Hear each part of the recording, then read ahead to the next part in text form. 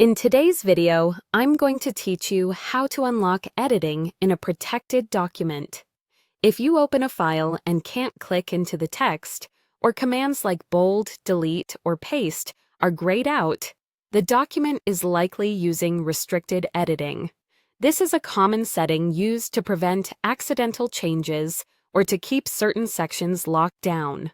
The good news is, if you have permission, you can remove that protection and get back to full editing. Start by going to the Review tab at the top of the window. This tab sits on the ribbon along with Home, Insert, and Others, and it holds tools for comments, tracking changes, and protection. Once you're on the Review tab, look toward the right side and select Restrict Editing.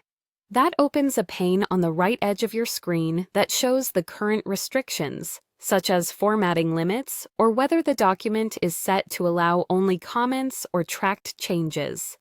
At the bottom of that pane, click Stop Protection. This is the control that turns off the restrictions for the entire document. If the document requires a password, you'll be prompted to enter it now. Type the password exactly as it was provided to you, noting that it may be case-sensitive. If you don't have the password, that means the document was intentionally protected. You'll need to check with the owner or your administrator to obtain access. Without the correct password, the protection can't be removed.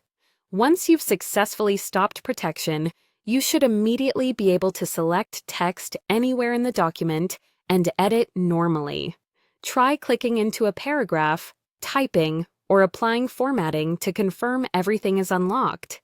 Commands that were disabled should now be active, and features like track changes will respond the way you expect. If the document had specific areas locked down, you'll notice those sections are now available to edit as well.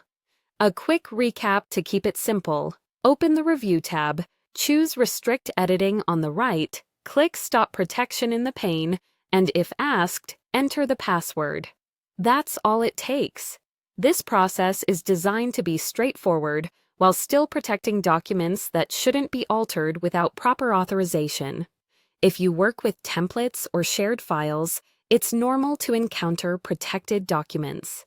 Knowing where the restrict editing controls live and how to stop protection will save you time and frustration, and help you get back to your actual work. Thanks for watching. If this helped, you're ready to unlock and edit your document with confidence.